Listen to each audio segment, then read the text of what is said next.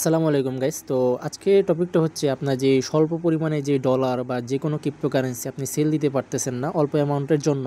তো সেটা আপনি কিভাবে সেল দিবেন P2B মাধ্যমে, যে কোনো P2B মাধ্যমে বা বাইন্যান্সে। তো আমরা জানি যে P2B-তে বাইন্যান্সে সেল দিতে হচ্ছে মিনিমাম 500 টাকার, মানে $5 নিচে সেল দেওয়া যায় না। 500 টাকা বা $5 নিচে সেল দেওয়া যায় না। তো এখানে আপনি যারা মনে করেন অনেক টাফ মনে করেন, মনে করেন অনেক হিজিবিজি বা কঠিন মনে করেন, তারা মনে করেন খুব ইজিলি আমার কাছে সেল দিতে পারেন। বুঝতে পারছেন ভাই? আপনি কীভাবে সেল দিবেন না দিবেন সেটা হচ্ছে বইলা দিই।